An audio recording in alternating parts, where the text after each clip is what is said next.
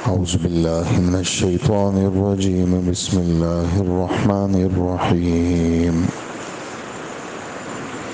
فلما قضى موسى الأجل وسار بأهله آنس من جانب الطور نارا قال لأهلهم كثوا إني آنست نارا لعلي آتيكم منها بخبر أو جذوة من النار لعلكم تصطلون. فلما أتاها نودي من شاطئ الوادي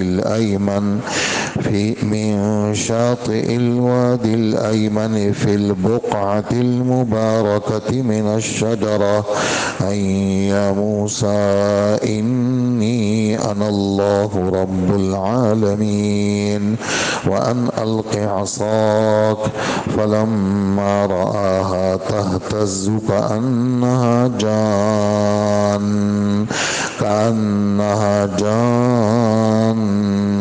ولا مدبرا ولم يعقب. يا موسى أقبل ولا تخف إنك من الآمنين. صدق اللہ العظیم. سورہ قصص کی 3 آیتیں آپ حضرات نے سنی، آیت نمبر 29، 30 اور 31، اور مضمون یہ بارہا گزر چکا ہے. حضرت موسیٰ علیہ السلام کا گزشتہ کل آپ حضرات نے سنا کہ حضرت شعیب علیہ السلام نے اپنی بیٹی کے ساتھ ان کا نکاح کیا، اور پھر جب مدت پوری ہوئی تو اس مدت کے پورا ہونے میں کون سی مدت پوری کی؟ 8 سال والی مدت پوری کی یا 10 سال والی مدت پوری کی؟ تو اس میں حضرت عبداللہ ابن عباس رضی اللہ عنہما کی روایت ہے، وہ فرماتے ہیں کہ 10 سال والی مدت پوری کی، 10 سال انہوں نے خدمت کی. اور اس پر فرمائے کہ انبیاء علیہ السلام کی یہ عادت ہوا کرتی ہے کہ انبیاء اپنی طرف سے جھکتا تول کے دیتے ہیں، اور خود ہمارے پیغمبر صلی اللہ علیہ وآلہ وسلم کی بھی یہی عادت تھی. قرض والے کو قرضہ دیتے تو قرض بھی وقت پہ دیتے اور اپنی طرف سے اضافہ بھی دیتے. وہ اضافہ سود کے زمرے میں نہیں آتا، وہ اکرام کے زمرے میں آتا، آپ اس کا اکرام کرتے تھے. اسی طرح حضور صلی اللہ علیہ وآلہ وسلم ایک بات فرماتے ہیں کہ تم میں سے سب سے اچھا وہ ہے جو دینے میں بھی نرم ہو اور لینے میں بھی نرم ہو اور تقاضا کرنے میں بھی نرم ہو. اور پھر آپ صلی اللہ علیہ وآلہ وسلم نے قصہ سنایا کہ پچھلی امتوں کے ایک آدمی کا حال اللہ نے مجھے دکھایا کہ جب اس کی پیشی ہوئی اللہ جل جلالہ کے دربار میں، تو فرشتوں نے ان سے پوچھا تمہارے پاس کیا عمل ہے؟ اس نے کہا میرے پاس تو مجھے پتہ نہیں ہے، میں تو ایسے ہی آدمی ہوں، لیکن بس ایک کرتا تھا کہ میں نے اپنے جو ماتحت میرے کام کرنے والے تھے، میں نے ان سب کے ذمے ایک بات لگائی تھی کہ کوئی تم سے قرضہ لے تو قرضہ دے دیا کرو، اور جب مدت آئے مانگنے کی تو مانگنے کے اندر نرمی کرنا، اور اگر وہ تم سے مہلت مانگے تو مہلت دے دیا کرنا، اور اگر کوئی اس قسم کا ہو جو تم سمجھتے ہو کہ واقعی میں یہ مستحق ہے اور اس کے پاس کوئی گنجائش نہیں ہے، اس کو بخش دیا کرو، معاف کر دیا کرو. یہ میرے ذہن میں ہے کہ یہ میں نے زندگی بھر کیا ہے. اس پر اللہ پاک کی طرف سے اعلان ہوتا ہے کہ چونکہ یہ نرم آدمی تھا اور لوگوں کے ساتھ اس نے نرمیاں کی ہیں، آج ہم اس کے ساتھ نرمی کریں گے اور اس کو بخش دیں گے. تو یہ جو نرمیاں ہوتی ہیں، بظاہر آدمی کا تھوڑا سا کام آگے پیچھے ہو جاتا ہے، دکان ہے، فیکٹری ہے، مسجد ہے، مدرسہ ہے، ہر جگہ ہم دیکھتے ہیں تھوڑا سا کام آگے پیچھے ہوتا ہے، لیکن آدمی اللہ کے سامنے صاف رہتا ہے. اور اصل تو وہ حقیقی زندگی ہے.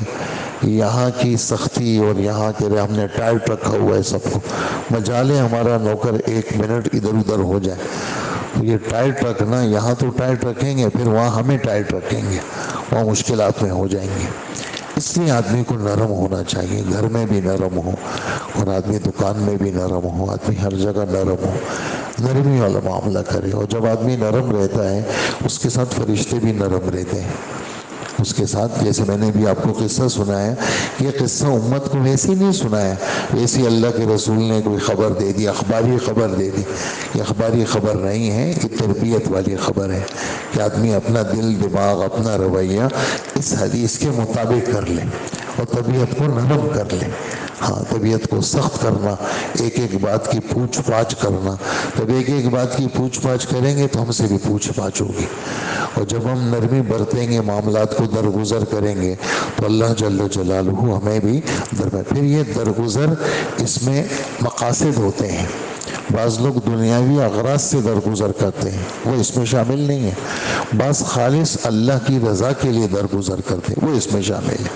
تو اللہ کو سامنے رکھ کر کے کہ اللہ کا بندہ ہے، اللہ کی بندی ہے، اللہ کی مخلوق ہے، ان کے ساتھ نرمی والا معاملہ کرنا، جس کو چشم پوشی کہتے ہیں. ہاں، اور عربی میں اس کو تسامح کہتے ہیں. عربی میں اس کو تسامح کہتے ہیں، یعنی آنکھیں بند کر لینا، چشم پوشی کر لینا اور بندے کو یعنی معاف کر دینا، بندے کے ساتھ نرمی کا معاملہ کر لینا. کبھی کبھار ایسا ہوتا ہے آدمی کی طبیعت ہی سخت ہوتی ہے، وہ آدمی اللہ سے درخواست کرے کہ اللہ میرا اندر بہت خراب ہے، میں کیا کروں، میری تو طبیعت میں ہی پکڑ ہے، میں تو ہر چیز کی یوں پکڑ کرتا ہوں اور پھر پکڑ ایسا کرتا ہوں چھوڑتا نہیں ہوں. تو ایسا مزاج والا آدمی وہ اللہ کو کسی صورت میں بھی اچھا نہیں لگتا اور کہیں بھی اچھا نہیں لگتا، کہیں پر بھی وہ آدمی اللہ کو اچھا نہیں لگتا. تو نبیوں کا مزاج، حضرت عبداللہ ابن عباس فرماتے ہیں جھکتا تولنا تھا. خود حضور صلی اللہ علیہ وآلہ وسلم بازار میں چکر لگاتے تھے، بازار میں چکر لگاتے تھے، تول والے اس طرح. ایسے ہی، ایسا نہیں کہ اللہ کے رسول کوئی وہ تھے بالکل کوئی بادشاہ تھے اور ایسا اللہ کے رسول ایسا کرتے، ایسا نہیں. ایسی یاری دوستی میں بازار میں چکر لگ رہے ہیں. ورنہ خود حضور صلی اللہ علیہ وآلہ وسلم کے پاس صحابہ کرام آئے کہ مدینہ منورہ میں ریٹ بہت زیادہ ہو گئے اور آپ یہ کریں کہ ریٹ کے اوپر کنٹرول کریں، آپ بڑے ہمارے، آپ سب کو کہیں کنٹرول کریں. آپ نے فرمایا میری بات سنو، میں اللہ کے پاس ایسا جانا چاہتا ہوں، میں اللہ کے پاس ایسا جانا چاہتا ہوں کہ کسی کا مجھ پر کوئی مطالبہ نہ ہو. تم سمجھتے ہو میں لوگوں کے اوپر یوں کنٹرول کروں اور کسی پر ظلم زیادتی ہو جائے اور میں اپنے رب کے سامنے مجھ سے اگر پوچھیں گے میں کیا جواب دوں گا؟ ہاں، اللہ جل جلالہ ہی ریٹ مقرر کرنے والے ہیں. میں لوگوں کے معاملات میں خامخواہ کی دخل اندازی نہیں دوں گا. اور پھر اعلان کیا اپنے ساتھیوں کو کہ خبردار کسی کی شکایت میرے سامنے لائی تم لوگوں کی شکایتیں میرے سامنے کرو گے اور لوگوں کے بارے میں میرا دل برا ہوگا، اور جب میرا دل برا ہوگا تو اس کے اوپر سے اللہ کی نظر رحمت ہٹ جائے گی. تو اس لیے خامخواہ لوگوں کی شکایتیں میرے سامنے مت کیا کرو. یہ تربیت کی باتیں ہیں. لوگ شکایتیں کرتے ہیں نا، آپ کے سامنے کسی کی برائی کریں گے اور آپ کی برائی کسی اور کے سامنے کریں گے. دنیا ہے، دنیا میں طرح طرح کے لوگ ہیں. تو کبھی بھی آدمی اپنے دل کی بات کسی کو نہ بتائے. لوگ باتیں نکلواتے ہیں، لوگ آپ کے ساتھ بیٹھیں گے نا، وہ باتیں آپ کی یہاں سے نکال کر کے نا کہیں اور پیش کر دیں گے وہ، اور آپ کی عزت کو مجروح کرنے کی کوشش کریں گے. یہ سب باتیں ہمارے دین کا حصہ ہیں. تو حضرت نے جب وہ مکمل کی تو گھر اور حضرت شعیب علیہ السلام کی اجازت سے کہا میں مجھے اپنی والدہ سے ملنے جانا ہے، کافی عرصہ ہو گیا اور میں کس حال میں نکلا تھا. تو نکل پڑے راستے میں راستہ بھول گئے. راستہ جو مین راستہ تھا راستہ بھول گئے. رات کا وقت ہے، راستہ بھول گئے. بادل ہے اور بارش ہے اور سردی ہے اور عجیب سما ہو گیا. تو گھر والوں کو ایک جگہ بٹھایا، دور دیکھا کہ ایک چمک نظر آ رہی ہے. گھر والوں کو کہا آپ یہاں پر رہیں اور میں جاتا ہوں، وہاں سے کوئی بندہ مل جائے کہ راستہ کا پتہ بتا دیں، یا کوئی میں آگ کا شعلہ لے آؤں گا تو یہاں لکڑیاں کچھ جمع کر کے آپ وہ کریں گی، اپنا اس سے آگ سے اپنے آپ کو سینک لیں گی، اپنے آپ کو گرمائش حاصل کر لیں گی آپ. جب یہ چلے گئے تو وہاں دیکھا وہ تو آگ نہیں ہے. وہ تو درخت سے ایک چمک آ رہی ہے، درخت ہے، تو اعلان، وہیں آواز آئی کہ حضرت موسیٰ علیہ السلام وہاں پر ہیں، موسیٰ علیہ السلام کے دائیں طرف وادی ہے، وادی کے بھی دائیں طرف اور موسیٰ علیہ السلام کی بھی دائیں طرف آواز آئی. کیا آواز آئی؟ میں رب العالمین ہوں، میں اللہ ہوں، اور آپ مبارک جگہ میں ہیں، اور میں اللہ ہوں، اور آپ میرے سوا کوئی معبود نہیں، اور میری عبادت کرنی ہے، نمازوں کا خیال رکھنا ہے، اور قیامت آئے گی، اور قیامت میں نے چھپا کے رکھی ہے. یہ میں سورہ طٰہٰ کی آیتیں پڑھ رہا ہوں، یہاں نہیں ہے یہ بات، سورہ طٰہٰ میں قیامت آئے گی اور میں نے قیامت کو چھپا کے رکھا ہوا ہے، اور آپ کو جو ہے وہ حق بات سے غلط قسم کا آدمی روکے نہیں. اور آپ کو معجزہ دینا چاہتا ہوں، آپ کے ہاتھ میں کیا ہے؟ جی میرے ہاتھ میں تو ڈنڈا ہے.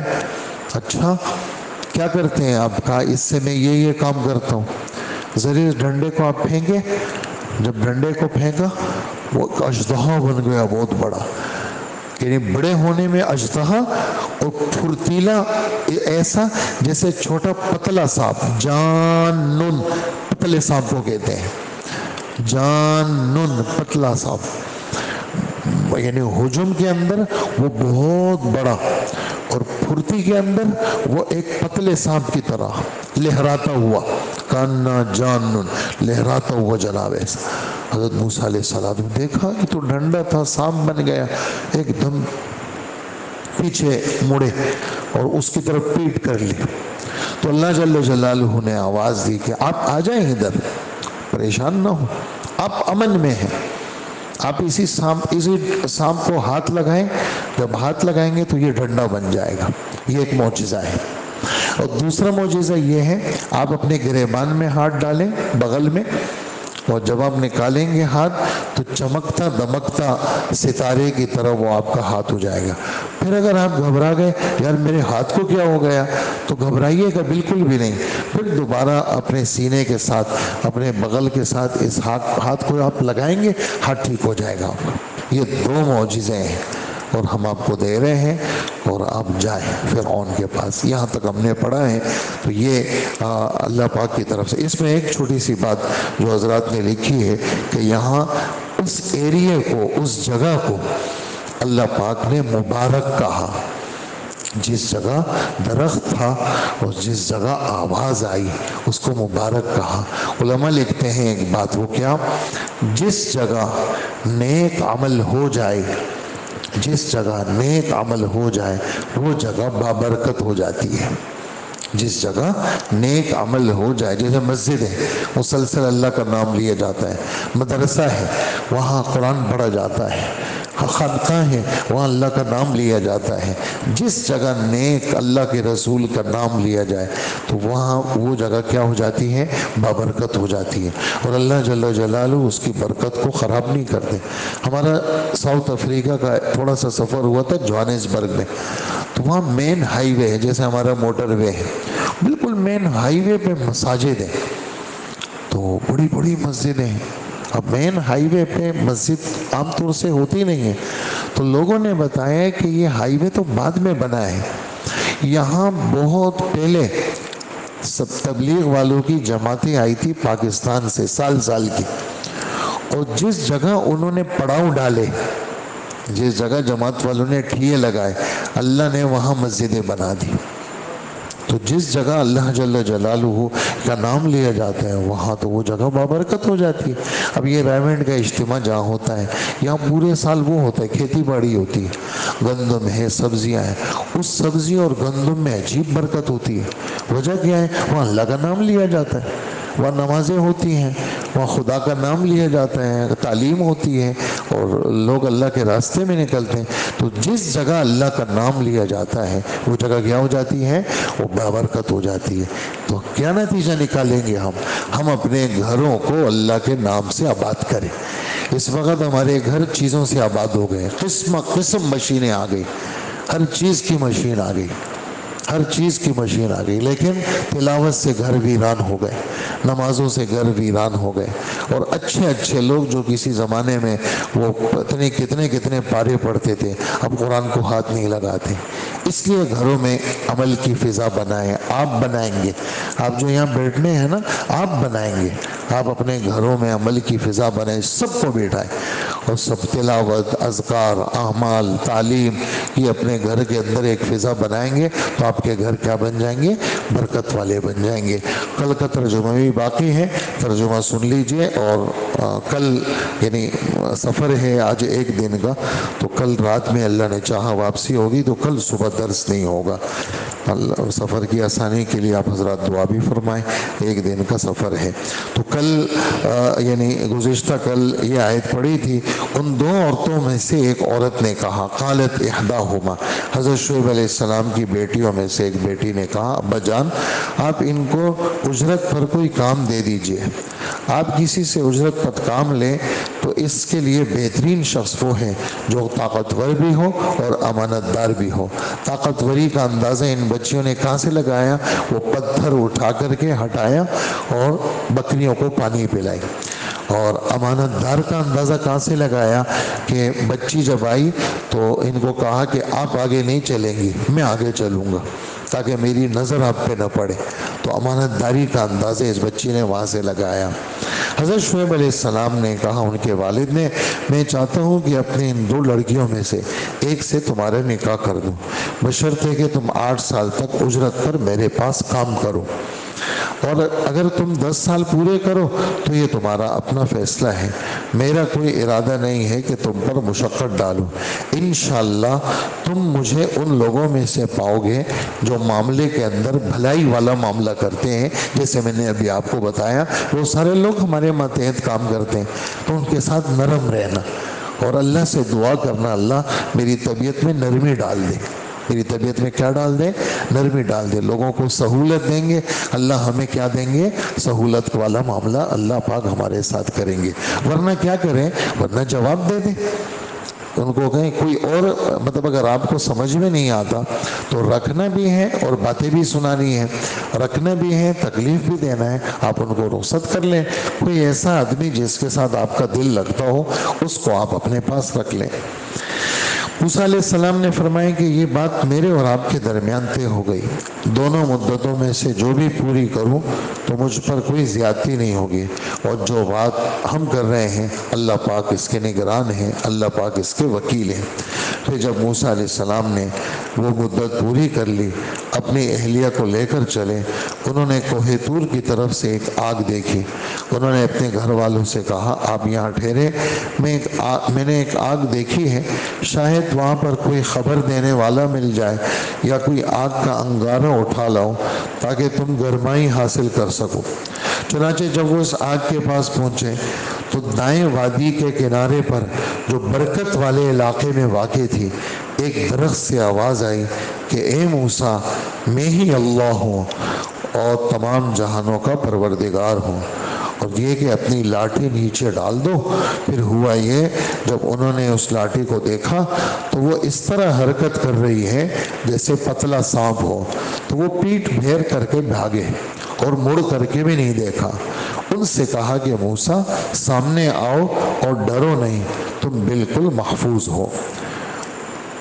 آگے پھر الگ معجزہ کا بیان ہے، میں نے آیت نمبر 31 تک پڑھی ہے، اسی کا ترجمہ کیا۔ اللہ پاک عمل کی توفیق عطا فرمائے۔